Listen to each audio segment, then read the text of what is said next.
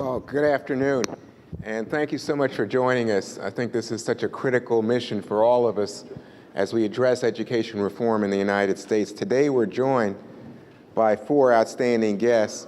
Ken Campbell, right here, is president of the Black Alliance for Educational Options. On your far right, Pearl Esau is president and chief executive officer of Expect More America. In the middle, Athena Turner, executive director, Teach for America in Memphis, Tennessee. And right next to me, David Harris, president of the Mind Trust. Now, you've seen examples of the kinds of change they have brought about in their communities in every case. But what I want to do this afternoon is give each of them 2 to 3 minutes to talk about the changes that you've seen on tape. So let me begin at the far end with you, Pearl. Talk a little bit about how that change took place and why you think it took place. I, in reading over your bio, noticed that not only you president of Expect More, but you had experience with Teach for America. So in some ways, I think people here today would be curious, and I'm going to ask all the panelists this question. In your educational journey, what brought you to this moment? What made you say, oh my gosh, I get it. There's something I understand now that I'm going to implement that's going to promote, that will make me a catalyst, if you will, for this kind of change in the educational arena. Great, thank you. Good afternoon, everyone. I'm thrilled to be here and would love to address the second part of your question first. I think I personally became invested in changing the education system in Arizona and certainly in our country when I believe first when my notion of the American dream was challenged. I'm very fortunate to be from an education first family. My parents were immigrants to this country and came from little means themselves and were able to, through the pathway of opportunity, really climb up to lead our family to be successful. And I think, followed in the footsteps. My dad came from a little rural village in Taiwan, and today he's in the National Academy of Sciences. And just kind of thinking about, you know, how did this young man from a small rural village get to be where he is today? And very much know in my heart that that is because he's had the educational opportunities that he's had. And so when I grew up here, very fortunately in a suburb in California, I saw great public education, awesome public education. Went to college and saw more great public education. But what I started to see, I went to UCLA, and you know, the juxtaposition of students growing up in low-income communities became very real to me. Just miles away from Bel Air, there were schools where 3% of high school graduates could even apply to go to college. So that's very much when I became invested in this issue, and just realizing that still today, children's life prospects are determined by the zip code that they're born in. And as I'm assuming that you've been hearing all day, you know, post-secondary education is the new gateway to the middle class. We have a workforce report in Arizona that shows that 85% of high-growth, high-wage jobs will require a post-secondary education. And what that means for our education system is that every single child needs to have the opportunity to attain a post-secondary education if we're going to be serious about ensuring that children reach their potential and serious about developing a strong economy in Arizona and across the country.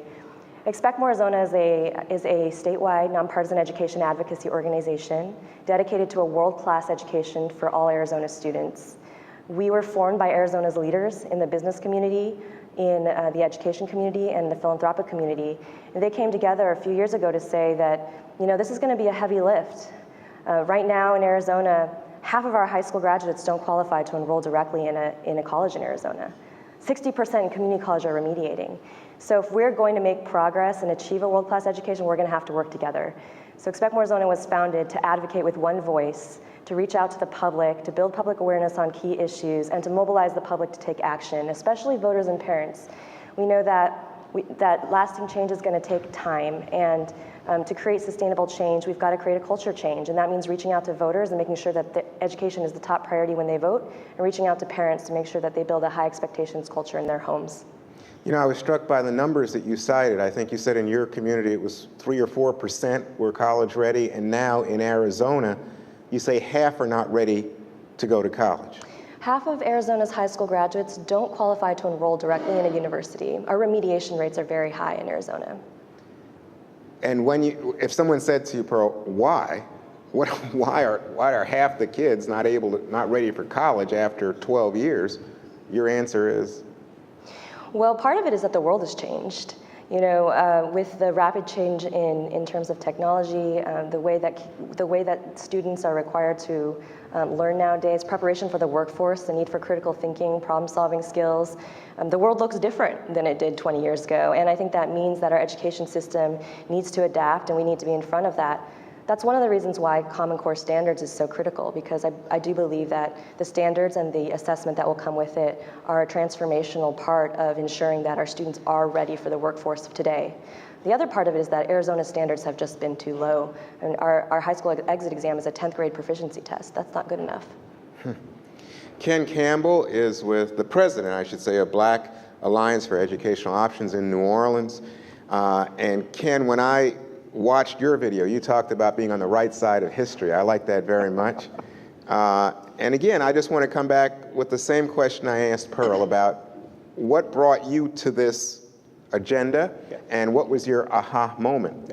I think they're both kind of one and the same for me. I actually started working in education reform by mistake.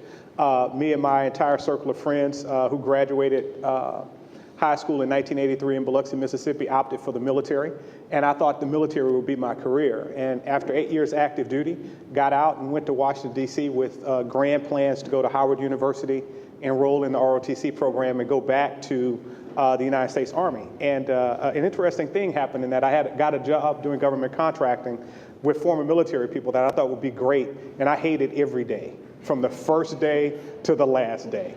And it lasted about 90 days, and I wound up working with this ed reform organization in Washington, D.C. that was trying to fix D.C. public schools. And after being there about a year, the thing that struck me most was how our parents, our most vulnerable parents and their children, had no voice in what was going on, you know, in their educational life. I mean, they had no power to change anything. If stuff wasn't working well for their kids, we told them to suck it up and deal with it. And I don't know how we can be the kind of country that looks at our kids and our families and say, well, you guys have to deal with that, you know, especially sending them to schools that we would never send our own kids to. So for me, I think it was a steady drumbeat of kind of meeting those parents, seeing those kids and talking to them and realizing that if they don't find a voice and people to help them stand and to stand with them, they have virtually no chance. So it was an important journey, but I don't ever see myself doing anything else. I think it's just too important. You know, I'm curious, and I should have asked Pearl this question, but Pearl, among that 50% in Arizona, is there a high percentage of Latino immigrants? A high percentage of Latinos and students of color. And students of color. Yeah. And Ken, in your situation, absolutely. Less than 10% of black kids are college ready, you know, according to ACT standards. So, you know, I once asked... And these aren't the kids who are dropping out, right? These are the kids who are graduating high school and probably have some type of post-secondary expectation. So it's a huge fraud. It's a huge fraud, yeah. I mean, literally. Yeah. Yeah. So this brings me to something I once asked a group of superintendents. I said, well, why is it that minority parents aren't in the streets? Yeah. You know, two things. I think first, we are unfortunately some of the most accommodating people sometimes to stuff that happens. I mean, I think the adults collectively have responsibility, right? We're all complicit in what's going on with our kids. You know, the test scores come out and we're concerned about it for a day, and then we go about, you know, our business. We get very comfortable with our kids ensconced in, you know, great public schools in the suburbs or in private schools, and then we let everybody else worry about their problems. And again, I just think America is better than that. Athena Turner is from Memphis. She's executive director, Teach for America. Athena, now coming back to these percentages, I think we're dealing with a population that's about 4% college ready. Yeah. 4% of college or of high school seniors in Memphis are graduating with a 21 or better on their ACT. To get into our state's flagship institution, my very proud alma mater at the University of Tennessee, the average incoming freshman has a 28. That's our state institution. You look at the local liberal arts colleges in Memphis, it's a 32. At Vanderbilt, it's increasingly almost a perfect score. And that's just to get in the door, not to be ready to compete. We have a high school that is getting ready to be part of the Achievement School District in Memphis. 3 sophomores in the entire building, 3 were proficient in Algebra 2 and only 9 in English 2. And our standards, like in Arizona, aren't exceptionally tough. They've gotten tougher over the years when we're excited about that, but Common Core is going to rock our world, and we already only have 3 and 9 kids proficient. So what was your journey here, the aha moment for Athena? Mine was, I think, a accumulation of my personal story, as everyone's is. I grew up in Appalachia in southeastern Kentucky, and then also in Lexington. My dad was a coal miner. My mom went to dental school when he was injured in the coal mines. That is not a story you hear coming out of poverty. Had a lot of luck and privilege in that story. Got me to some of the best public schools in Tennessee. Went to the University of Tennessee, and were it not for that one decision, I would have never gone to college. I stand firm in that conviction. I would still be in Kentucky with very, very limited and increasingly limited job prospects. And when I was a college senior, I wanted to go to dental school because mostly I think I just didn't want to be poor. And the thing that was very clear in my life that made me not poor anymore was my mother went to dental school. So I was determined to be that. And met a recruiter and a college friend and joined the Corps and met my kids in Memphis. I taught chemistry and anatomy and physiology to 17 and 18-year-old students. And when I met them, they couldn't round average whole numbers. They couldn't tell me that 3.5 should be 4 on a consistent basis. And that was, when I think, put my story in parallel with theirs, and then also showed me the very real differences that existed between my story and my students' stories. Growing up white in rural Kentucky and growing up black in urban Memphis are very different experiences in our country, and increasingly also have limited opportunities. And so what I saw was this has to change tomorrow. I mean, my 17-year-old kids had 1 academic year left. We don't have time. We just don't have time. The key, though, in your personal story was that somebody took you by the hand to a quality school, is what you said. Absolutely. So what made that a quality school? Yeah.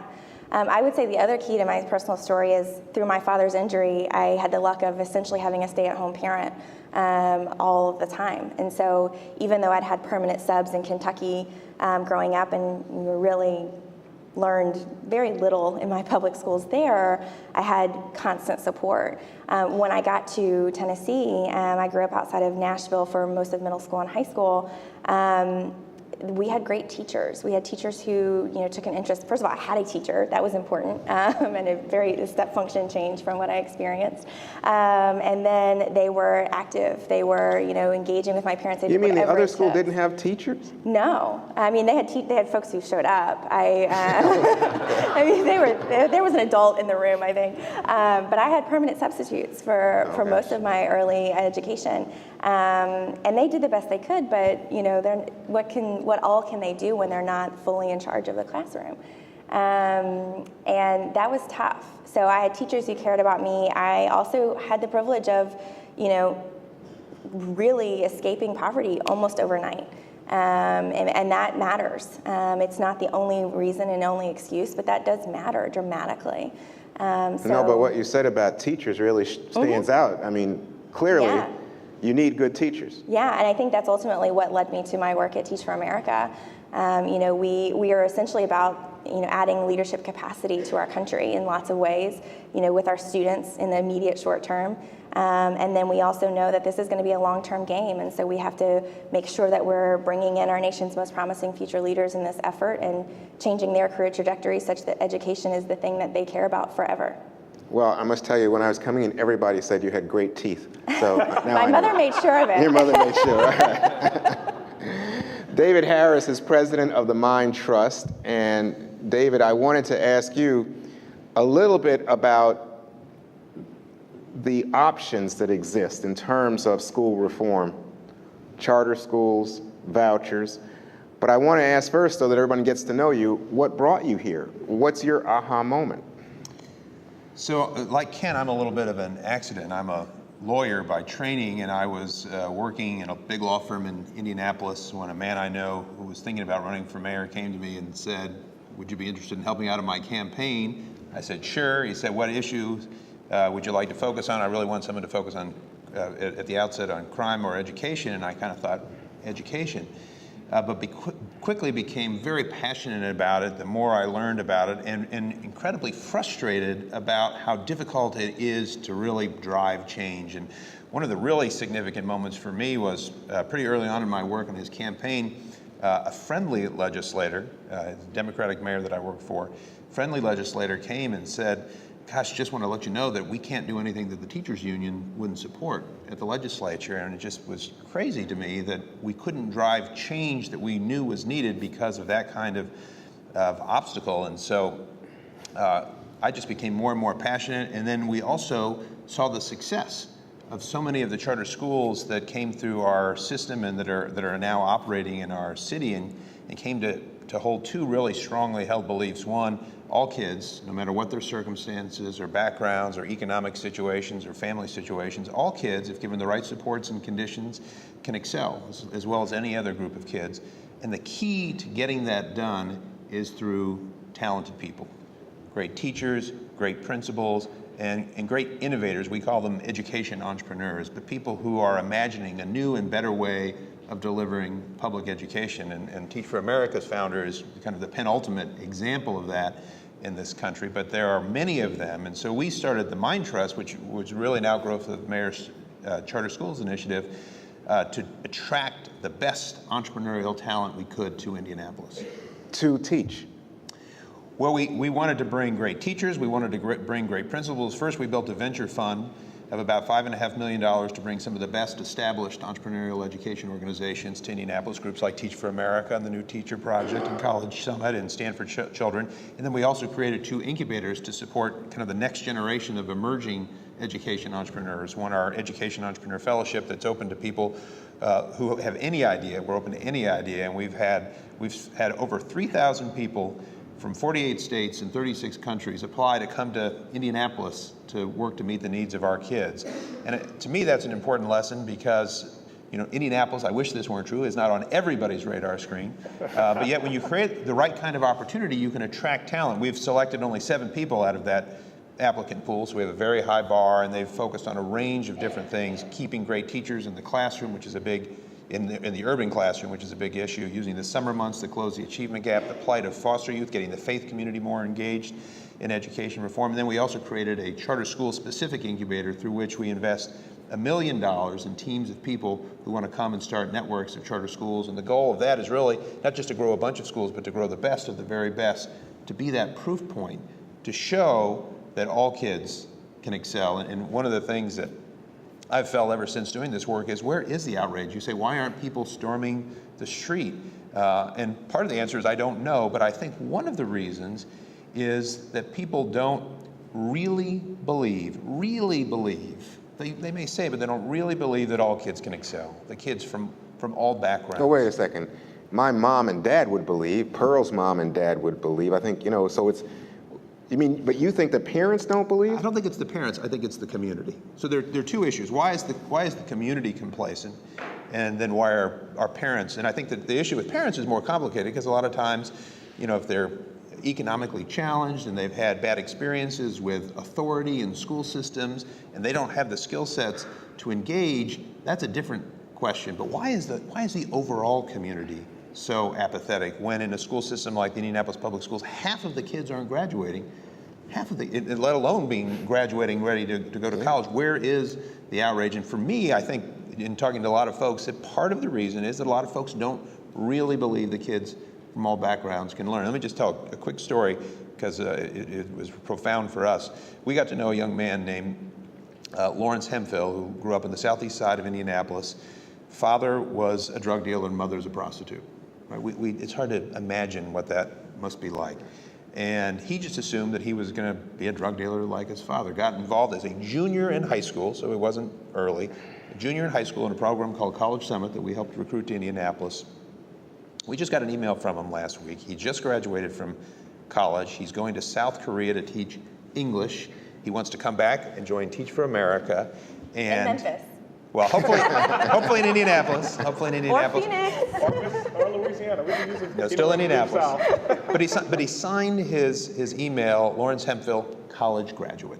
Oh, He God had bless. so much pride in that. How many more kids, thousands and thousands of kids, just in our community, let alone tens of thousands across the country, are like Lawrence, who have that ability, but we just aren't providing them with the opportunity. All right, so I have two quick questions for you because, one, in the telling of your tale, one thing you said right from the start is you raised a lot of money to create the Mind Trust.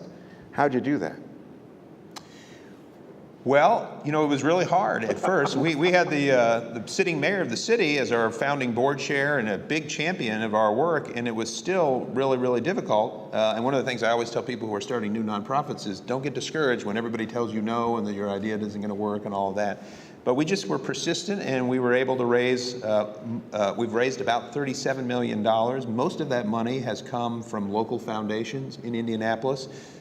We've also had a lot of support from the corporate community, from individuals, and then we've gotten some national funding from the Gates Foundation, the Broad Foundation, the Joyce Foundation, Carnegie. How long did that take? Well, overall, it's taken us, we're 7 years old, and it's taken us 7 years. And the funding we've had much more success in recent years. The initial funding was the particularly difficult funding to raise. And then the second thing that you said in your story that just leaped out at me was that you were appalled at the teachers union as an obstacle to change. So do they identify you as the enemy? Well, I don't think we're probably their favorite organization out there. We came out with a report, and so one of the other things we do is policy, and we came out with a report, and we thought it was commonsensical. We said for how to redesign the Indianapolis public schools, let's shift resources out of the central office, put it down to the schools so that the school leader and teachers have more money to invest, allow the parents to choose, so make it an all-choice system, and eliminate the school board and put the mayor in control so you have that one single point of accountability. And a lot of people didn't like that.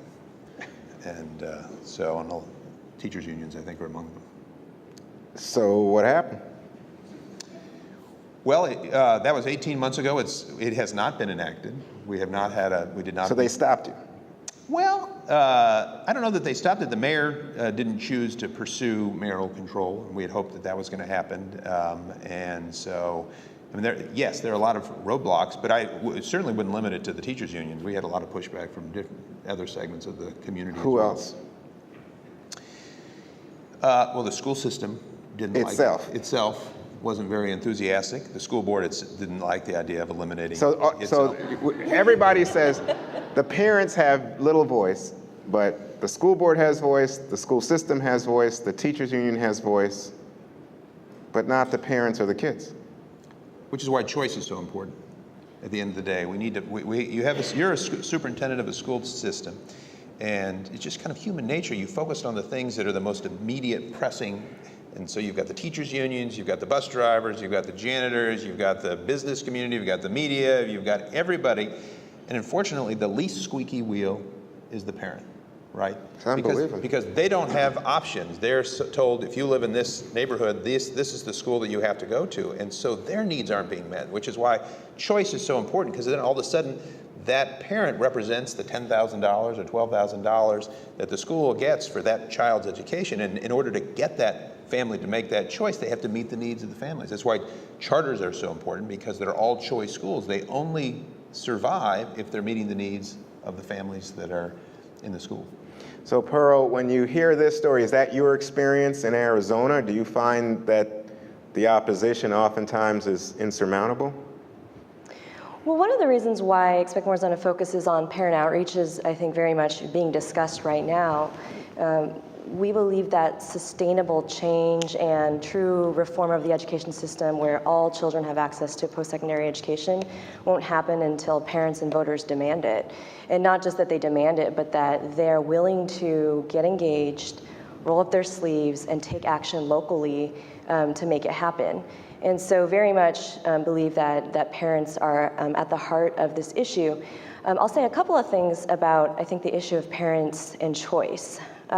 We spend a lot of time talking with parents, and it's interesting. You know, we'll go and do a parent workshop, talk to parents about how to better engage in their children's education, how to create a high expectations culture in their home. We'll also ask them some things, and one of the questions we ask is, how many of you know that your school gets a letter grade? Very few hands go up. How many of you know what your school's letter grade is? Even fewer hands go up. I mean, I've been in rooms where like 2 hands go up. A lot of times parents are not the most informed consumer of how to make an educational choice. I also think Arizona is a really important case study because Arizona has open enrollment.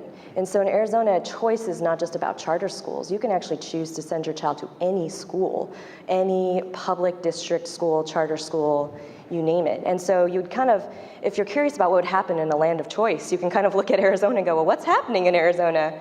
And what's happening is interesting. A lot of parents do choose to send their children to excellent public district schools. Some parents choose to send their kids to public charter schools as well, but really in Arizona, quality choice is more of the issue than choice itself. It's more about making sure that all the schools that exist are providing a high quality education. And if we want choice to be real, we have to make sure that access to choice is real. And what I mean by that is parents are not the most informed consumer, back to my illustration. So if you don't have the resources or the wherewithal to understand that you have a choice and also how to make that choice, you're not making that choice. You're most likely just sending your child to whatever's available or the closest by. Is that right? Is that the determinative factor most often, proximity? Proximity, that mostly impacts parents from low-income communities who have low means of transportation and things like that. Oh, in other words, the school system won't send a bus? Sometimes they do, but sometimes they don't. So it depends. Okay, and one last question on this point to come back to what David was talking about. The business community in Arizona, have they been supportive and how can they help? The business community has been a very important player and leader in education in Arizona. The business community was instrumental in founding Expect More Arizona. The business community has a critical voice that education advocates don't always have. They can get to the media, they can get to the legislature in different ways, and particularly on certain issues, and Common Core is a great example. I think the business community and higher ed are 2 of the most important voices out there. Business can say that we're not finding a qualified workforce. And in Arizona, that's what they're saying. They're saying people are coming to us without basic reading and writing skills, without basic math skills. They don't have the problem-solving skills that we need. And if we want to attract the best, businesses to Arizona and to grow our workforce, we have to make sure that business leaders recognize that education is like a down payment on the future of their company. That's how intimately involved they should be.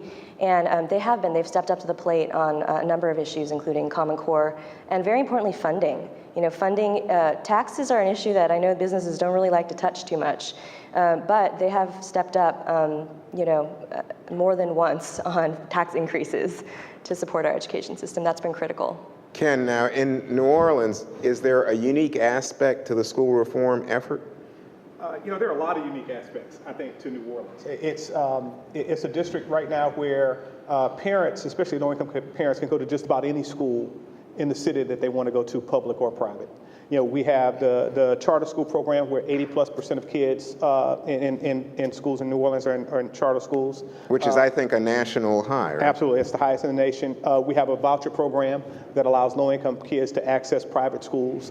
We got 8,000 kids in that program statewide. I don't know the New Orleans numbers anymore. It was about 2,000.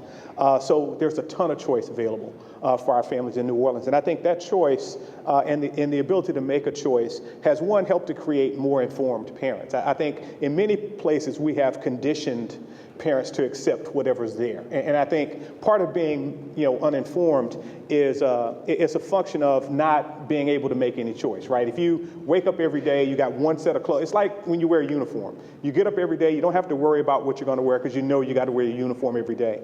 And I think we have to give parents more choices. And I think when we give them more choices, parents will work to get more involved. They will work to get more engaged. They will work to make more informed choices. And is the business community in New Orleans supportive? The business community in New Orleans is supportive. They have been supportive, throughout. And I think there was a lot of frustration prior to Katrina with the education system, which was the worst in the state easily, and some people felt the worst in the country. But I do think the business community is incredibly excited about what's going on educationally in New Orleans. And it's, it's unlike anything else. We've had the fastest growth in the state on student achievement for the past 5 years running. We closed the achievement gap between New Orleans and the state average to 6 percentage points, and it was stuck in the 20s for decades. And so we've done a lot of good work in New Orleans, and I think choice is a key component of that. I would never say it's the only one, but it is incredibly important for us in New Orleans. Because it creates competition? Well, I think it creates competition, but it has infused our education system with new energy. The one thing that is very different about New Orleans now and pre-Katrina is that the expectations are through the roof. Everybody who comes talks about how kids can do better. They have college expectations for these students, and I think you have a greater number of kids getting the kind of education that will allow them to do well after high school than they've ever had before. And that wasn't possible, in the previous system that didn't allow, new, as David said, education entrepreneurs come in to start new schools, Teach for America, New Teacher Project. These kind of things have all worked together, I think, to create the kind of environment where expectations for kids and the adults who are teaching those kids are higher than they've ever been. Athena, you've had experience. I think I read that you got a huge grant from the Gates Foundation. So how did you manage to do that? How did you manage to get people to support you in terms of education reform? Yeah, I mean, our grant is to the school system from the Gates Foundation, and it really was a community-wide effort. We had an opportunity to apply. I think they sort of sent letters out to every superintendent, and then we just took them up on it. And it was the business community, it was the philanthropic community, it was the school system itself, it was the teachers union, it was associated nonprofits, sort of taking an assets inventory and saying, let's actually have the conversation about what's happening in our school system. When I was first in Memphis, that was a no conversation. It was, you are not allowed to talk about this, please stop. And then all of a sudden, the district did it, I think, a very courageous move to say, yes, we're acknowledging what I think was a huge elephant in the room. We are not educating our students in the way that we should be. Here are the things that are limiting our success. Here is what we think that we need to do better, and here is the support that we need from those around. And as a result, we got a 7-year, about $100 million grant from the Bill and Melinda Gates Foundation. And then right on the heels of that, based largely on that grant, Tennessee was awarded a $500 million Race to the Top investment, one of the first 2 states. Those 2 things combined with systems, aligned leadership, and other sort of local initiatives have really put momentum in Memphis's favor in a way that I'm not sure exists in this community outside of New Orleans. Well, I think everybody in the room is thinking, well, how did you get all the interested parties to agree, yeah, we're going to admit that we got this problem, the elephant's in the room, and we're going to join hands on this one? Yeah, well, it wasn't sunshine and roses, but it was a dedicated commitment. I think a common aligned goal, what we see in the business sector, what moves profit margins, common aligned goal, team working in concert with one another, and we had to come to the table to say not everybody's going to win, and we recognize that. So what is everybody going to put on the table as the thing that you are going to contribute to this project? And what is everybody going to put out on the table as the thing that you're probably going to walk away not happy about? And then it was just a lot of commitment to each other and personal relationships. I think, undeniably and unequivocally, this work is about people at every level. And when we ignore that, we make really big mistakes. That really challenge the sustainability of any sort of reform or momentum or energy.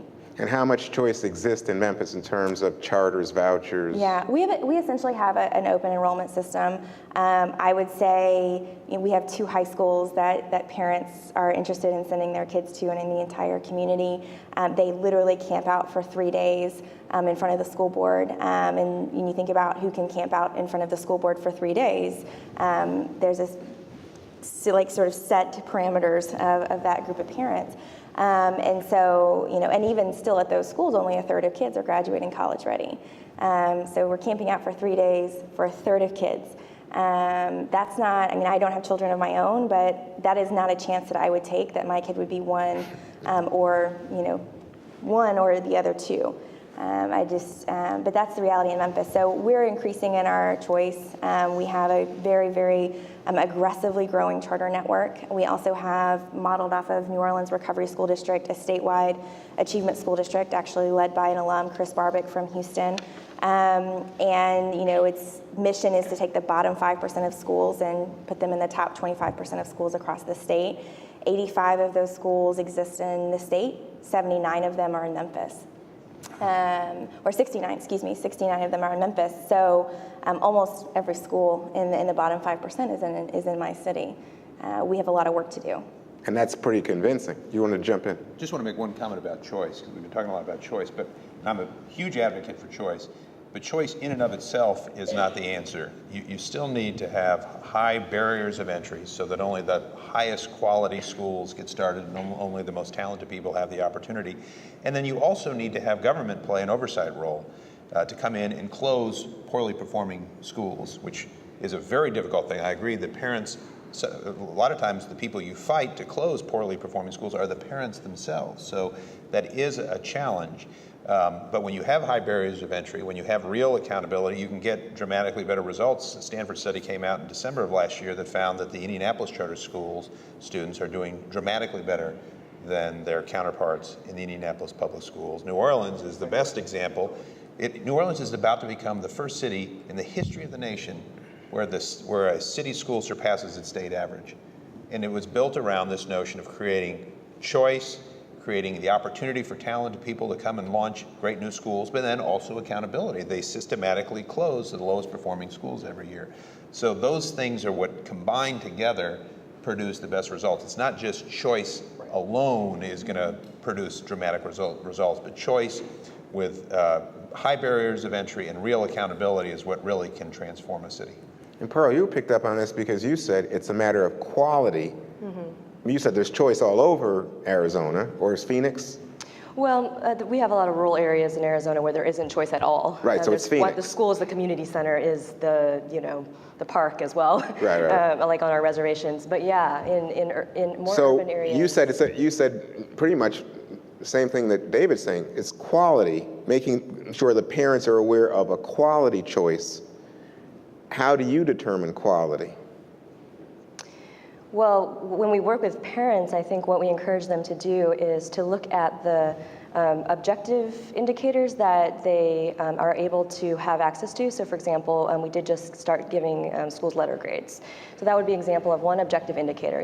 Find out what your school's letter grade is and understand what a letter grade is comprised of. So we teach parents, how do they come up with this letter grade? Well, part of it is based on growth and part of it is based on absolute performance and things like that. We also, though, tell them to look for the more intangible qualities, because I think, and I'm a parent of 2 young children myself, one of the things that's important is knowing your child's personality and aptitudes. And because Arizona does have many choices, many excellent choices, both in public districts and charters, we have schools that focus on the arts. We have schools that focus on the sciences. We have a lot of different kinds of approaches to educational philosophy. And I really do believe that for a parent, it's understanding what environment their child is going to learn the best in and then helping connect their child to that environment. One of the most important things is meeting the teachers, making sure that there are excellent, high-quality teachers in the school. And really, sometimes that surpasses the letter grade. Because your school can have a low letter grade because it's in a low-income area and their students started behind. That doesn't mean they're not making incredible strides if they have excellent teachers. I would rather put my child in a school with an excellent teacher, even if the letter grade doesn't look so great right now, but it will in 2 years. So those are the kinds of things that we talk through with parents through presentations and workshops that we do with them. And go ahead. I was just going to jump in here. I think the UNCF has done some studies and asking parents, what do you think about your school system? What do you think about your local school, et cetera? To the tune of 70+% parents in low-income communities think that their kids are not getting the right education. And yet when asked, what do you think about your school? It's, I love my school. I think it's fantastic. So I think there is absolutely an education that Pearl is speaking of that we have to do for our parents to talk about what is, we get really wonky in education very quickly. And even in Tennessee, who I think is a fairly accountable state and very transparent, you have to have almost like a degree in statistics to read the report card that we publish on our school systems and our schools. And so I would encourage the business community. I mean, you all's employees are parents in our public school system by and large.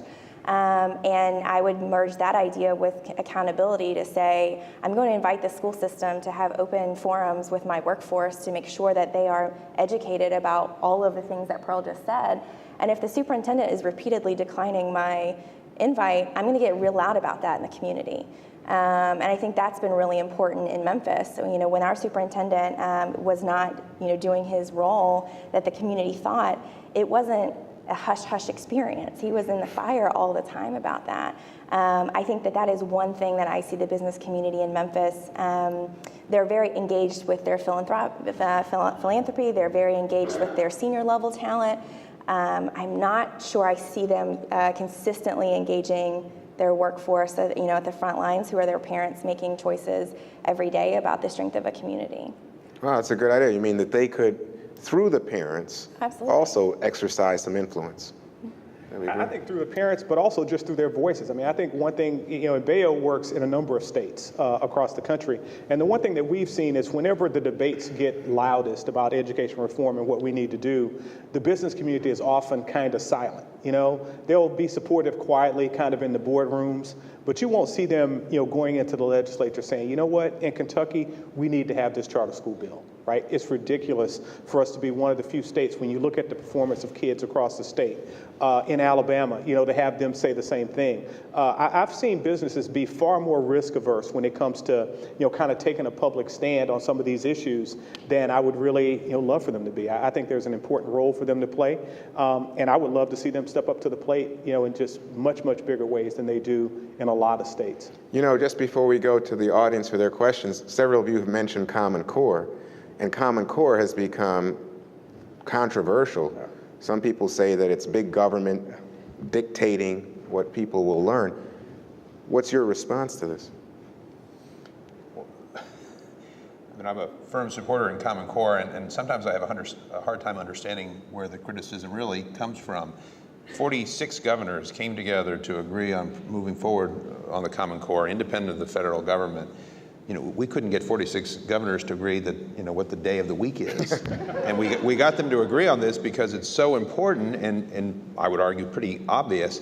And then you get this enormous pushback. And, people say that the Obama administration made a mistake by supporting it.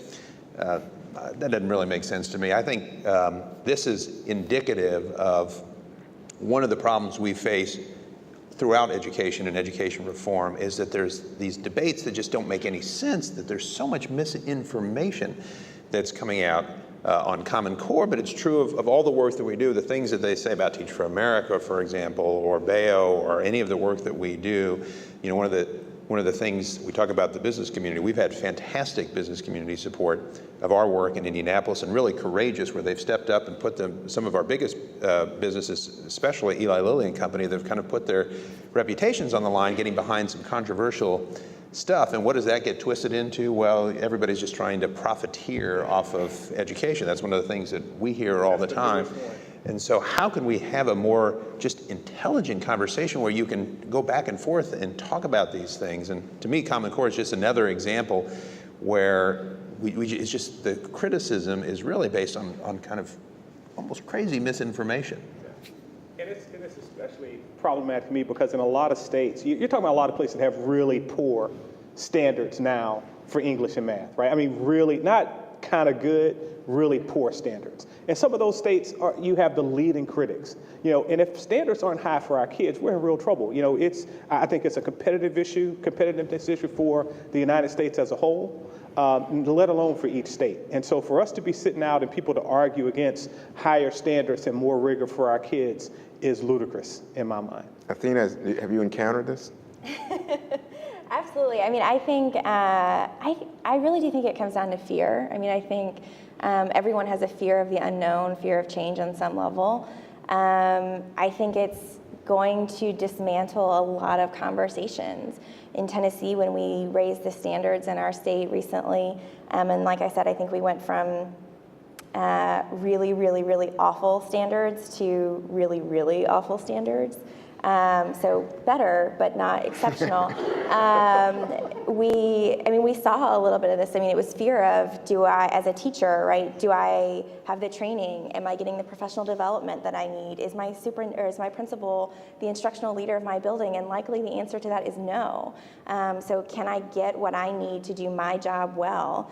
And if I feel that the answer is no, I'm going to have a real big reaction to that because my livelihood is on the line, and I don't take that away from anybody. I think it's on the leaders of this work at the state levels and on down to, again, educate and make sure that people are aware, to put the supports in place. Common Core, I mean, to perform at the level of the math standards in Common Core, and I believe every kid in America should be able to do this, and I think our country's livelihood itself relies on it. There are very, very, very few Americans, period, who think like the math standards in Common Core. So we have a real challenge in making sure that our teachers and our schools are going to be able to meet it. That doesn't give us the excuse to shy away from it, but we do have to really be thoughtful. And I think that that's driving a lot of the reaction. I wouldn't use it as an excuse to back away or even slow down, but I do think I would put additional pressure on all of our leaders, myself included, to say, how are we going to make this happen? The how matters every single time. Now, in Arizona, have you encountered this kind of anxiety, opposition? They're all laughing at me. Yeah. We know Yes. Arizona. Arizona is home to some of the louder voices, and I mean, I would say back to where we need to stay focused. After you strip away the conspiracy theories and UN takeover and other things. The UN takeover. Yes, that's probably the biggest issue we deal with, is that the Common Core is an attempt by the United Nations to take over our education system and collect data on children. But when you shine it back to where we should be focused, back to the business leader voice and the parent voice, right? At the end of the day, if business leaders in your community are saying the education system is not preparing your child to be ready for my job, which means your child will still be sitting on your sofa when they're 25. And when the parent understands that, this is an opportunity for me to support something that is really going to help make a difference for my kid and help them be successful in their future, when we truly can get at the heart of that, business will speak up, parents will speak up, and Common Core will be implemented smoothly. We did a poll just a month ago that we went out to the field. 80% of people across party lines support Common Core when you explain to them what it is. And that's true for the Tea Party. It's true across partisan lines. So the battle is kind of ours to be won, if you will, in that really we just need to build awareness and we need to stop the misinformation. Seems like a lot of anxiety about it has to do with testing. And people saying, it's just become test-centric or test-obsessed. Everything is about testing. And maybe they are uncomfortable with tests. Or maybe the teachers think if the kids aren't doing well on the test, as you suggested, Athena, it's going to cost me my job. How do you respond to that concern? That's a very real concern for Arizona educators.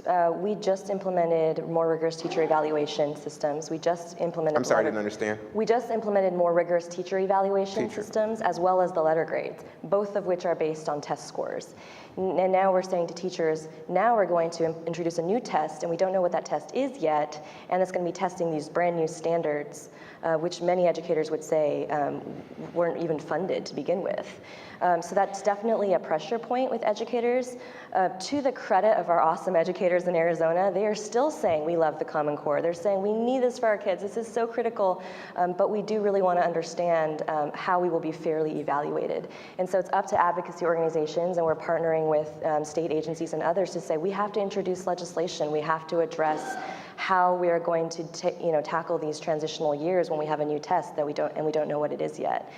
So there are real issues, and I think the most important advocacy issue we have going on this year as it relates to this is ensuring that there are funds available for professional development for teachers, funds available for the technology needed for these new online assessments, and the funds available for a new assessment, which in many states will require additional funding. Any other of you want to speak to the testing issue? I would say very quickly, it's important but not complete picture. I think Pearl spoke to it earlier about how she's counseling parents to choose a school. It is about looking at the quantifiable metrics, and it's also about fit, for your child. What is the complementary services that they're getting? Is that what you want? And I think, we have to also remember, it wasn't very long ago when we couldn't consistently tell you how kids in any building across the country were doing. And that was most detrimental to students in low-income communities and students of color. And I think testing is not a complete picture of any kid's performance and any teacher's performance. And at the same time, I think it is not acceptable to not know how our kids are doing and who is doing worse and better consistently. And just one quick comment. If you go into a school that gets great test scores, you're going to see a school that has a robust environment where they're not just doing the basics, but they're doing physics club and chess club, and they've got a really dynamic environment. It's not the schools that are doing great that are teaching to the test. It's the schools that are not doing well, and there's already a problem because they're not doing well and they don't have the team in place to do well. That's interesting. All right, so now we have the opportunity for you in the audience to join the conversation, to ask questions. We have a microphone that will come around. So raise your hands, tell us who you are, and feel free to join in. Hi, my name is Eugenie Taylor, and I'm with the West Virginia Chamber of Commerce. Mr. Williams, my colleagues say hello. You remain their favorite speaker.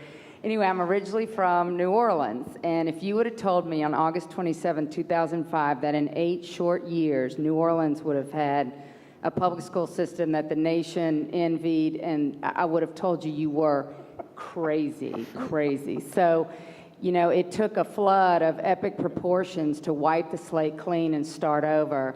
I've moved to West Virginia, which unfortunately, the cynical comment is thank goodness for Mississippi, because it leaves us at 49th of many lists. With that, we are doing some great things, the school board, et cetera, but they're slow. They feel like they're nipping around the edges. Short of an epic flood, what can bring, rigor, high expectations, accountability, maybe marketplace competition to a rural state like West Virginia? Yeah. Well, hold on a second. Hold the mic. So what we've heard up here was they were able to do things like Mind Trust, right, to get the business community involved, but that's not true in West Virginia? I think I'm here because the business community is involved. I mean, we represent 50% of all working West Virginians, and our board has made education a top priority. However, we remain, I think, legislatively slow. We're one of the very few states that does not have a charter school law. We just passed what our governor feels was big, huge legislation, and at the 11th hour, alternative certification was cut out because it was, mythed as very scary and expensive and all those things. By who? I would say we have a democratically held House of Delegates that got scared by the pressure from mostly our very strong teachers union network. Not only, but they, were very effective in getting some false statements out there about TFA in particular. And Will Nash says hello, by the way. I know, I got an email about you this morning. Who I love. was gonna say Okay, so with all that, I guess we are just moving slowly, and we're not as sick as New Orleans was. But I think there are two things that in my mind are important. The first is you need to have some folks from the outside who are agitating and constantly holding up the urgency sign, right? Because, quite often people want change, but they don't want anything to change, right? And I think that's a real problem. We have to understand that people want change, but they don't want anything to change. And so if, in fact, you're able to look at a piece of legislation, you're able to look at a proposal, and it doesn't lead to the possibility of real change, then it's a waste of time. Be as honest as I can be. I mean, we could continue to play around the edges with this if we want to, but at the end of the day, we got to make change. And I think the change has to involve who has money, how that money is spent, what kind of opportunities are created for adults, what type of opportunities are created for parents. You have to do all of those, I think. I didn't understand some of what you said.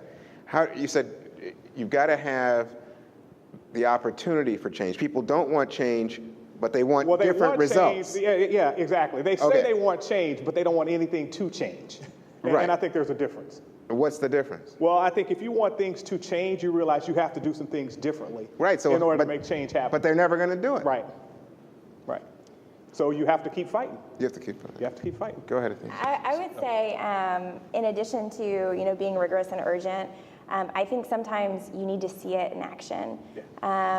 So a few schools that I would recommend to you that have different models, IDEA in the Rio Grande Valley, South Texas. I don't know that you can get more rural than that. If I had a child in high school, unequivocally, I would move to South Texas for my kid to go to that high school. It really does compete with rigorous private schools, I think, for kids. ACE in Albuquerque, New Mexico, fundamentally different sort of setup of charter school. I think it's also, by the way, a great way that the business community has gotten involved in education directly. ACE stands for Architecture, Construction, and Engineering. For 3 years, the school leader and those industry leaders actually got together to say, in 10, 15 years' time, who are we going to be hiring? What are the skills that they need? They designed a charter school that actually goes out and gets high school dropouts or the kids that are at risk of dropping out. They put them in project-based learning. When I was in Albuquerque last, their students were actually constructing a bridge for the city of Albuquerque alongside architecture, construction, and engineering mentors in the community. That is a little bit different than a traditional sort of no excuses charter model that we see prolificating themselves across the country. So you think if she called them, they would respond? I thought it would absolutely respond. I mean, I think, I have seen everybody I've worked with in education, no matter what sector, traditional, private, charter, is really excited about spreading what works. I would also encourage you to go to New York. I mean, I think that they're a story that is getting a little bit of headlines given their mayoral race, but not written up as a real Herculean effort of reform, and they've done it in their traditional district school system. I think that's important also. I think you have to have all of it working together. Dave? So this tinkering issue, I think, is a really, really important issue. Everybody goes around saying, gosh, it's too bad we can't replicate what happened in New Orleans without a hurricane. Of course, nobody wants a hurricane, but it is such an urgent need in this country to drive change. Just to give you one little example, in Indianapolis, we have 11 separate districts for strange reasons. Our largest district, the Indianapolis Public Schools, from 2005 to 2010, 3,349 kids that we know of dropped out of that school system. A study came out recently that found that a high school dropout costs his or her community over the course of their lifetime about $295,000 in costs associated with public assistance and incarceration and all of the rest. So that 3,349 kids, one of our 11 districts for just one 5-year period cost us $1 billion. $1 billion. I mean, the costs to all of us are enormous. I think we're all driven by the moral imperative to make sure every kid gets an opportunity to develop their talents, but there's just a dollars and cents thing that should be getting the entire community woken up. I heard Dr. Condoleezza Rice give a presentation about the national security implications of our school system, and that we're literally not going to be able to field a modern military because we don't have enough people that qualify to enter into the military. And somebody said, is this a revolution or an evolutionary process or a revolutionary process? And she said, it's not even a choice. It has to be a revolutionary process. And yet, we have so many communities like the one you described in West Virginia where driving that kind of revolutionary change is really hard. We do have places like New York City because we had a terrific mayor who was uniquely strong, Mayor Daley, the governor of Tennessee who created the equivalent of recovery school districts there. So you've had some great political leadership, but in places where you don't have that, what do you do? And I wish I had a good answer to that question. I'll tell you one of the things that we're working on. So I mentioned that we released a report about 18 months ago, didn't get the traction that we hoped. We are now taking a different tact, and on Thursday of this week, we're going to announce a bipartisan group of leaders, none of whom have any specific interest in any system that we're talking about. So we don't have groups that are going to try to protect their turf, to see if that group of community leaders can come together and agree on some of the changes that need to be made. Now, that group can't execute on any of those kinds of changes, But we're hopeful that the kind of the stature of the people involved and the clear, very different perspectives and political parties and backgrounds and professions that they come from will be able to be something that gets the community's attention, that says, gosh, if these folks can agree on this, then maybe our elected officials need to pay attention. But this is such a huge issue for the country. How do we stop tinkering and start to push the revolutionary change that we all know we need? Okay. And one part of it, I think, just to clean up a little bit more, is that I think we are conditioned to like order, right? And the change process, by definition, has some chaos associated with it. And so I think a lot of times the tinkering really involves people's desire for kind of order and things being, you know, we don't want to move the furniture around in our house because we know where everything is and it works, you know, pretty well for us right now. But you got to be willing to have some chaos, I think, in order for this to work, because otherwise you're never going to get the kind of change you need. You can come talk to my wife about that. All right. Yes. My name's Joe Hurd. I'm from the Blair County Chamber of Commerce in Pennsylvania. Much of the theme today seems to center around the percentages of our young people who are not getting the type of quality education needed to get them to where they need to be for our future economy and for our country.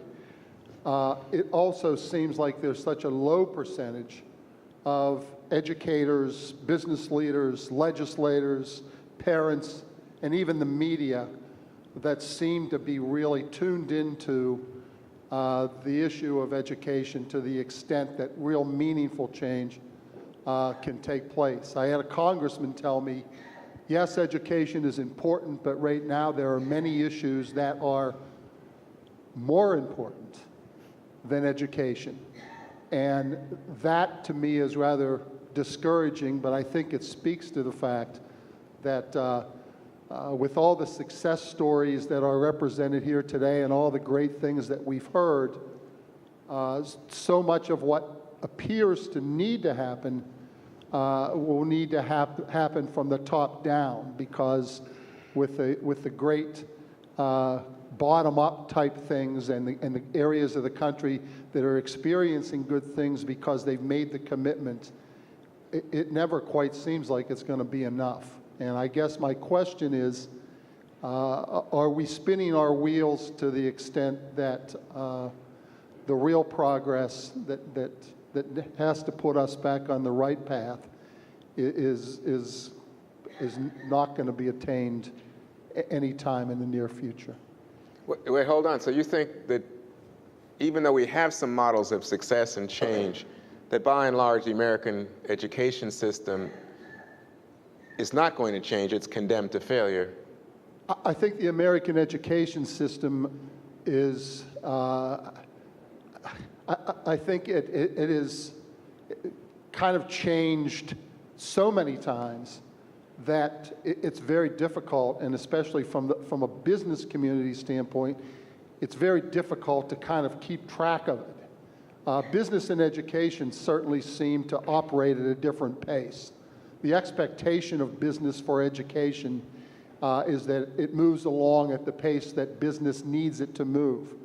I don't think the education system as it exists today can possibly do that. Okay. Well, let me just come back to the panel and say, well, okay, so here's a pretty pessimistic view that basically it's not going to work. What would you say to him? There is some reason to be pessimistic, but it's too important an issue for us as a country to allow that pessimism to block the kinds of changes that we need to make.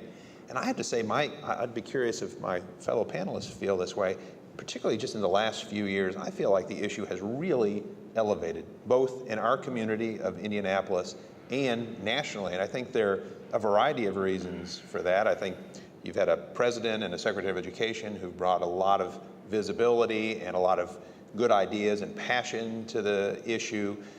In Indianapolis, you certainly see a very strong sense from the business community of how critically important this is to the future of the city. I think movies like Waiting for Superman, or documentaries like Waiting for Superman, have helped elevate. one of the things that my reaction to some of all of this is that there's so much interest in driving change in Indianapolis, or in education nationally and in our community.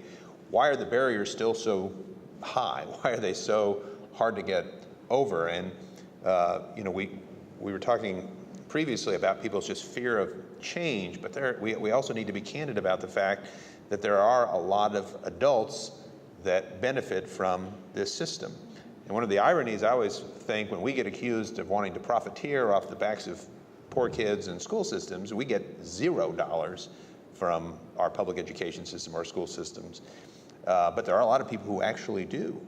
And that's part of the challenge in really driving change, is not so much the disruption of the parents, but the disruption of the adults who benefit, which is all the more reason why the business community needs to be such a loud voice for change. Okay, another question. Good afternoon. My name is Jean-Claude Bouzzard. I'm a recovering school superintendent, now working for the College Board. I have a question, especially for Ms. Turner, to talk a little bit about what's happening right now in Memphis, in Shelby County. You talk quite a bit about choice. There's two courageous board members push this dissolution into the county. Talk a bit about the policy implications, et cetera, for choice within Shelby and Memphis. Yeah. Well, I am going to try to not give you a legal lecture, and I will try to not make it an hour long. So our school systems in the city and then ringed by the county have this school year merged into one. Previously, the city school system, 89% African American, overwhelmingly predominantly low income. The county school system, diverse but still majority white, fairly affluent. There was a concern based on the laws of Tennessee and how one is a school system or not, and who funds those school systems, that the county, with the Republican majorities that they picked up in 2010, were going to finally get their desire to be its own school system, and therefore could potentially result in a $400 million loss to the city school system. We had two school board members who then said, okay, we'll call your bluff. If you want to keep going down this road, we will dissolve our charter. And I think nobody thought that that was going to pass. It passed 5-4 after a 5-hour-long school board vote, passed 90% by the Memphis voters, and then just to make triply sure that it was happening, our city council voted to absolutely dissolve the school system. And so for the last 18 to 24 months, we have been, down that path. In a lot of ways, it has created a lot of momentum. I think it's involved the business community. In fact, a senior leader at FedEx was the head of the Transition Planning Commission, which is about 27 folks in our community from a lot of different sectors coming together to say, we have a once-in-a-lifetime opportunity to redesign our school system. What would that look like? What are the best practices from across the country and across the world that we can learn from? And I was going to say to the gentleman whose question was just previous, one thing that I think it has done is get everybody to at least conceive of the idea of what would it be not to opt out of this conversation. And what I mean by that is we have a large group of Americans, and I would be one of them if I could afford it and had children, who opt out of our public school system every day. And that's okay. I want every kid to go to a private school like the one that we have in Memphis that teaches 3-year-olds Mandarin, because I think that 3-year-old is absolutely going to have to know Mandarin by the time they enter the workforce to be successful. I absolutely think that that is not happening in every school across my community and probably across the country. And I think that we've got to figure out a way to get everybody in our communities to have the same sort of stakes or realize them as the same. And that has been a dialogue that the merger has certainly created. Fortunately or unfortunately, probably with both and, we have also got a lot of people who are saying, and yet we still really want to opt out. And so you guys create your merged school system, and then next school year we're going to be facing 4 to 5 municipalities within the county creating their own school systems. And so we have spent quite a bit of money to merge the school systems, and we will be spending quite a bit of money to unmerge the school systems here in a little bit, it looks like. I think that's unfortunate. Because I was really hopeful that our community was going to come together to say, this is the time. Every kid, we were going to make the hard choices of we want change and what is the change we're willing to make. But I also think it has elevated the conversation. You cannot pick up the newspaper, you cannot read a single, watch the news, you can't do anything in my community without seeing something around education and people engaging in it. It is not everybody in my community, right? It's people who make the most noise, and unfortunately that's not our families, and we need to figure out a way to engage them in this debate as well. But it's been interesting and complicated. I have found hope and frustration in the process at the same time. But everybody in my community is asking themselves, what do I want? And that's, I think, important. Next question.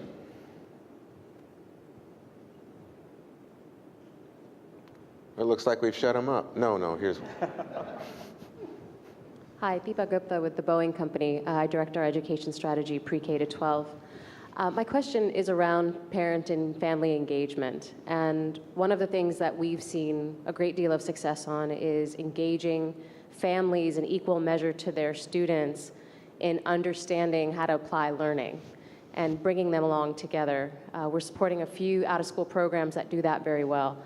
So one of my questions to all of you is just understanding from a parent and family engagement standpoint, what are organizations that you all have worked with at a local or a national level that you feel really need to be better engaged? It's not just in education and awareness building around the implications of Common Core, but also just in terms of the implications of how this standard is going to change the way we teach our children to learn and to be curious. Because I think, as many of you explained in your own personal stories, having a strong adult in your life who is reinforcing of that is a critical part of that equation. And so I just thought I would ask that. Second part of this question is on Common Core. Wait, hold on. Let's go with the first part. We have enough time. But just give me the heart and soul of that first question. It's how we do a better job of getting parents to lead? What organizations that engage family and parents are there that you've worked with locally or nationally that are doing this well in terms of actually helping families understand the implications of this reform? Anybody have an answer? I would have to give the answer at a more of a local level, but places that do a really good job of that in Arizona would be a lot of the organizations that engage parents and families after school. So, for example, the Arizona Science Center, they have all kinds of exhibitions and different kinds of things, programs for families. They target school-age children. So they've done a great job of creating programming that actually partners with schools and also partners with the business community to really help parents understand the importance of STEM and to engage business leaders and companies to be able to support STEM learning. So that would be a really great example. I think a lot of times those community organizations like the Science Center brings it all together really well because they are working with families outside of school but in a non-traditional education setting. And I want to take a crack at this a little bit, but go at it a little bit differently. The first thing I believe is that engagement is a two-way process. And I think very often when we talk about parent involvement or family engagement, we always want the parents to do more, the families to do more. Very seldom do we talk about the teachers and the schools doing more. And in my mind, that's a problem. Because right now, the scales are tilted towards the schools and the teachers so dramatically that in many cases, no matter how engaged you want to be, you can't be. My son goes to an A-rated public high school in Louisiana. And I'm going to tell you right now, if I never show up at school, they will be cool, right? So, in our middle-class communities, there aren't these huge levels of parent engagement that they expect people to have. It's only in places where we struggle that we say, well, if only we could get the parents to be more involved. And it would be great if everybody came from kind of like a two-parent household with, the dad as the breadwinner and the mom at home taking care of the kid and doing all that kind of stuff. But the reality is we have a lot of people who are in a lot of pain out there. And if our system is based on somehow a superhuman effort of parents who are already struggling to make ends meet, then we're in trouble because we're never going to make it. And so I think we have to really not allow that to be a hang-up. We certainly want to work with families as much as we can. We want to work with teachers to engage parents, I think, more effectively. But I think it has to be a two-way street if we're going to go down this road. And very often it's a one-way street. But what was the answer to her question about which organizations or groups do well at that. I think we have individual schools, especially some of the charter schools that are starting to do well, but I think writ large, nobody really does this super well right now. Athena? I would agree wholeheartedly with everything that Ken's just shared. I mean, I think the question we have to ask ourselves is how do we get teachers in a sustainable way to be able to engage with families in a more thoughtful way, because families in low-income communities look to the school as the community source of information. And so if they're not delivering that source of information, then they're simply, by and large, not getting it. And it is, I mean, I loved parent-teacher night, not because I engaged with parents. That was not where I found my parents. It was where I got a lot of planning done when I was a teacher. And I had to find alternative ways to engage. I mean, it was, a lot of times showing up on a Saturday afternoon saying, look, I know you're tired, I know you've had a long week, but I really need to talk to you about spending 30 minutes reading with your kid, because that's really gonna make the difference this year for me, or whatever it may have been. And I do think that we have to have institutions that we don't currently have that actually give that information to teachers in schools, because I think right now, I think that every teacher and principal in the room would probably say, I wanna figure this out. And I would think that they would also say, I'm exhausted, and how do I meet both? Because it's also not sustainable to have teachers working 80, 90 hours a week. In fact, I think here in the District of Columbia, I just read in the Post, the school system is having teachers go out on a regular basis to meet the families at night and on the weekends, that this is part of the teacher's responsibility. Did you want to add anything there? I just agree with everything. All right. Well, then there was a second part to your question. The other part of my question was just around Common Core and communicating about the transition. I think part of the challenge that we're finding in our localities is that we're treating the education of parents or business as kind of a monolith.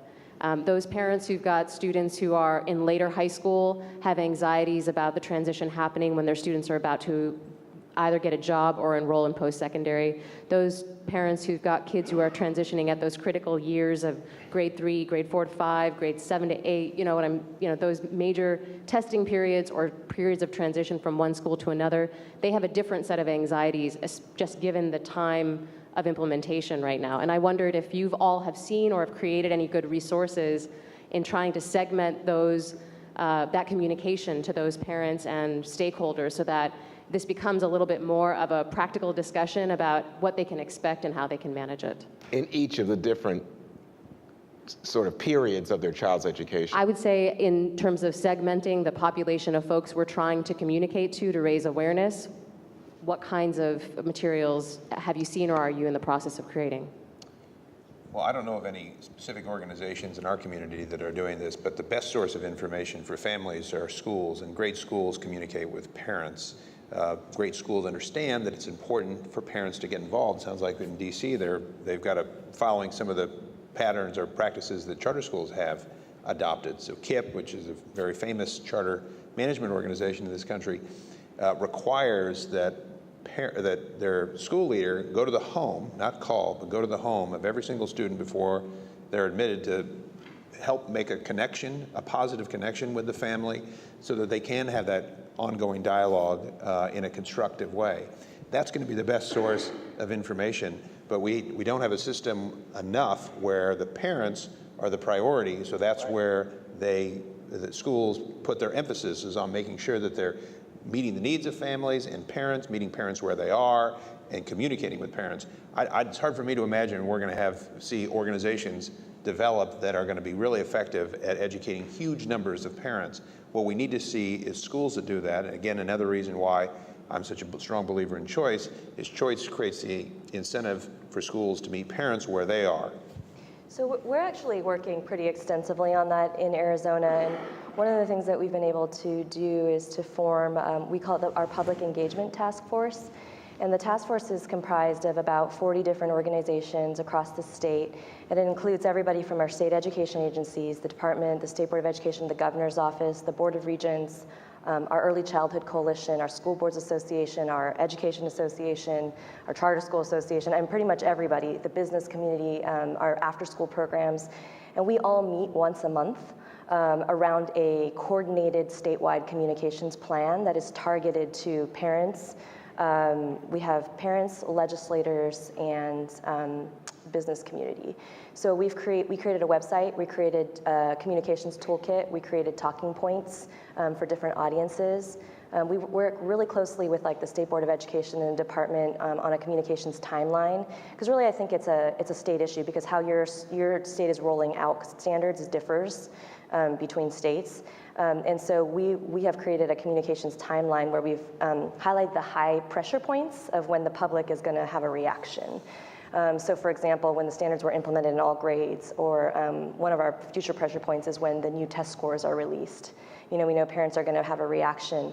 And so our communications plan takes into consideration those pressure points, and we work with the media. We work with, we have press conferences and things like that in order to make sure that we're getting in front of the issue to the best of our ability. And because our message is so coordinated, we've been able to all kind of brand the standards the same way, communicate around them the same way. And it's like everything from what our parent advocacy groups say to parents to the message that goes out to district PIOs. So districts are sending the same message, and the department's sending the same message to their letters to their schools. So that's something that's been really effective. The website we created is azcommoncore.org. The other thing that I would point to is grade level resources for parents. Expect More Arizona creates them, but they're Arizona based. But also the PTA creates them by grade to help parents understand the transition standards for each grade level. Okay, so I just wanted to give there's one last question right here. Go ahead. Hi, Indra Klein, development consultant. I have a question with regard to your constituency. How are you using their voices in bringing in buy-in for those that have concerns for your business partners?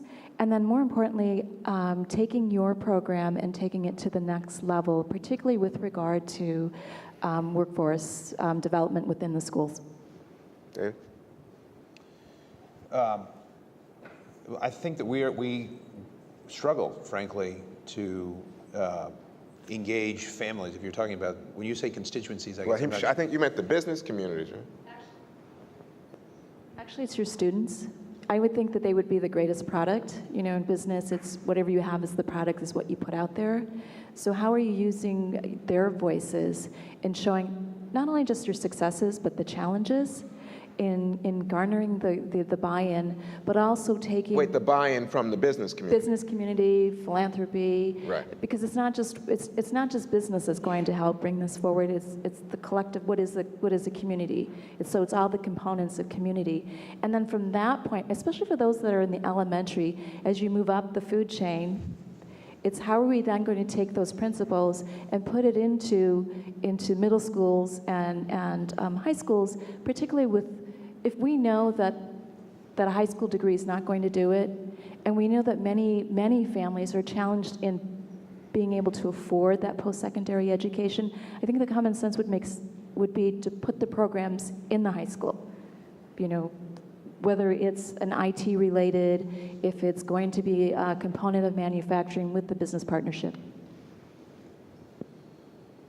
I have to say, I'm not 100% sure I understand your question, but certainly one of the things that we do in Indianapolis, and I'm sure that my colleagues on the panel do, is showcase the work that's being done. So one of the things that Athena said is it's really important to get people into great schools so you can see what's happening, and that's been a big focus of a lot of what we've done, just so people can see the great work that's being done in schools that are producing great results. We like to feature the successes of students. I mentioned one at the beginning of the program who is now teaching English in South Korea. So we spend a lot of time meeting with kids who are the beneficiaries of the work that we do, talking to them about why it's been advantageous for them, what are the things that could be better, but then showcasing them as individuals so that you can kind of humanize the work that's being done. That is really compelling to all of the community, whether that's the business community, the media, foundations, whomever, to see that there are successes and kids that are producing great results, particularly those kids who are doing that against great odds. Okay, so just to wrap it up, I wanted to give everybody on the panel a chance to sum up their point of view if you desire. No need to, because I think it's been a terrific afternoon. But Pearl, do you want to start? I was hoping you'd start with David. All right, well, David. David, would you like to start? Pearl wants you to start. Well, I think I just emphasized the point that I started with, which is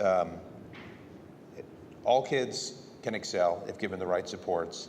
And the mechanism for doing that is through really talented people. And what we need to do is to find opportunities to bring more talented people into our public education system, to empower innovators or education entrepreneurs to come up with more and better solutions. There isn't a magic bullet. There isn't one thing we need to do. We need to do a lot of things. We need to try a lot of different ideas. But there is such an enormous urgency to this work that, again, going back to the question about tinkering, we can no longer afford to tinker. We are losing kids every single day in this country. And as a competitiveness issue, if we aren't even worried about the moral dimension, the competitiveness requires us to educate our workforce so that we no longer are putting huge amounts of resources into dealing with kids who haven't been educated, but instead give us the opportunity to allow kids to really be strong contributors to our country. Ken, would you like to go next? Sure, I'd be happy to. I think there is no more important work that we can do than trying to make sure every child has access to a high quality education. And all of our kids think they're going to be rock stars or movie stars or football or basketball players. The reality is the vast majority of them will not. And there are huge segments of our population, our adult population today, who are essentially drags on our system, people who cannot live the kind of lives that they want to be able to live. And that number is only going to get worse because America is getting more complex. You know, our economy is changing. You know, the jobs that were out there are not going to be out there in another 10 years. So educating our kids and making sure they have the ability to be able not just to be successful in the world of today, but that they're successful in the world of tomorrow is of paramount importance. There is no more important work that we can be doing. And so all the playing around the edges, we just have to get beyond that and demand changes that our kids need. Athena? Yeah, I would underscore the all kids point. I would underscore the leadership matters. I would say in addition to finding great talented leaders who are maybe not currently doing this work, I would also say we have got to figure out a way to smartly reinvest in our teaching force, our principal force, and our superintendent force. I think that's right now our conversation is leaning more towards we got to move away from these group of people, and I think that that's not okay. And I think that that's really challenging work. I would say we have to steel ourselves for the long fight. This is not going to be a 3 to 5 year battle. This is going to be probably a 50, 60, 70-year battle, and we have got to have the urgency of now, but we have also got to say we can't abandon this in 3 years when we're not seeing 100% of kids proficient, advanced, college ready, et cetera. And I would say it's a moral dilemma. It's also an economic one. I would also say the future of our democracy relies on it. There's an op-ed in the Wall Street Journal today that sort of connects these two very easily. You cannot have an educated democracy, a participatory democracy, if you do not have an educated public. And that is very quickly becoming our reality. Well, now you have no choice. Education is an issue that impacts everyone's quality of life. If we hold dear the quality of life that we have as Americans, and I think, from my personal perspective, understanding what the quality of life is like for so many populations around the world, if we hold dear and treasure what it is like to live in America, what it means to be an American, we have to make education our top priority. And that means everybody taking personal responsibility. When we say expect more Arizona, we literally mean everyone needs to expect more of themselves. And it's not just parents, and it can't just be teachers, and it can't just be the students, but it also means our leadership. It means our business community. Our business community has to make education a top priority because literally everyone's quality of life depends on it. Pearl Esau, Ken Campbell, Athena Turner, and David Harris. Thank you all so much.